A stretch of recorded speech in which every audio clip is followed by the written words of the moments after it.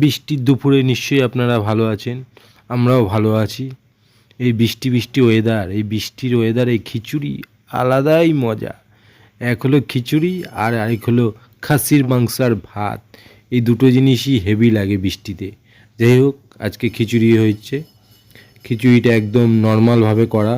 এটা খেলে আপনার অম্বল গ্যাস কিচ্ছু হবে না। তো কীভাবে বানানো হয়েছে চলুন আমরা দেখে আসি, ভিডিওটা তুলে ধরি আপনাদের সামনে। গোবিন্দভোগ চাল আছে, মুগ ডাল আছে, টমেটো কেটে রেখেছি, এগুলো তো আগেই দেখেছি। ডালটা একটু প্রথমে শুকনো খোলায় ভেজে নিতে হবে। আমি পরিমাণ মতো নিয়েছি হচ্ছে 200 গ্রাম ডাল নিয়েছি আর 250 গ্রাম মতন গোবিন্দভোগ চাল নিয়েছি। এবার একটু ডালটা একটু শুকনো খোলায় ভালো করে ভেজে নিতে হবে। ভেজে নিয়ে আগে এটা ডালটা ভাজা হয়ে গেছে, এবার একটু ধুয়ে নিতে হবে ডালটা। এবার একটু ভালো করে ধুয়ে নিতে হবে।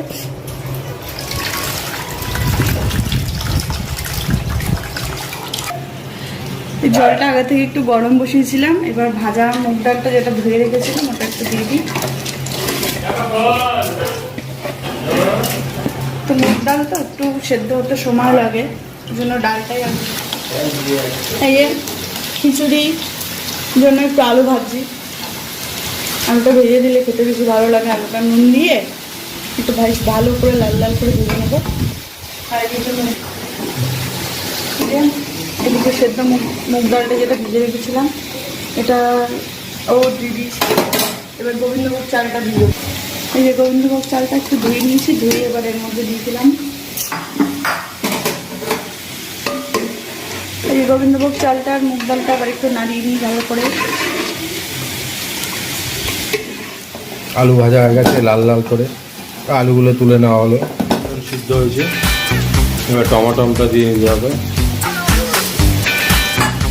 যে আলুটা ভাজা হয়েছিল সে আলুটা দিতে হবে। আজকে তো সেরকম তরকারি এলা কেউ আসেনি, তরকারি পাওয়া যায় না, একদম সাদা সিধে খিচুড়ি। স্বাদ মতো নুন দিতে হবে।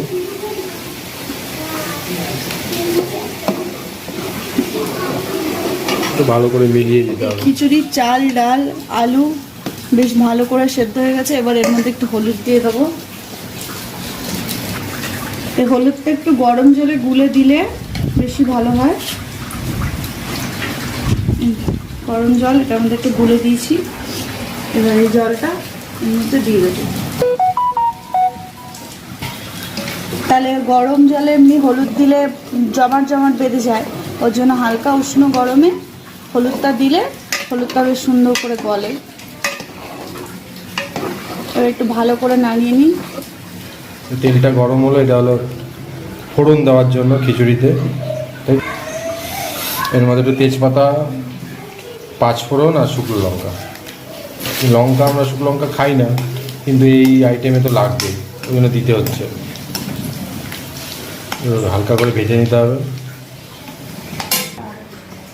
এই ফোড়নের মধ্যে একটু আদা বাটা বেটে দিতে হবে, অল্প একটু। আর খিচুড়ির টেস্টটা একটু বেশি ভালো লাগে।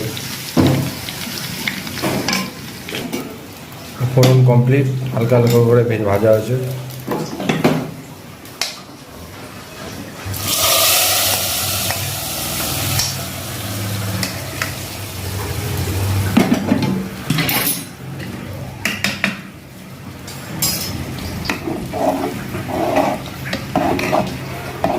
খিচুড়ির কালারটাও হেভি হয়েছে, লোভ লেগে যাচ্ছে। আপনারা কেউ খাবেন? চলে আসুন। একটু চিনি দিতে হবে যাতে একটু হালকা মিষ্টি মিষ্টি ভাব থাকে।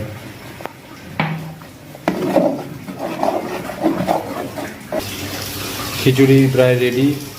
এবার একটু ধনেপাতা দিতে হবে, আর একটু ঘি হলে ভালো হতো, কিন্তু ঘি আনতে ভুলে গেছি। আপনারা একটু ঘি দিয়ে নেবেন।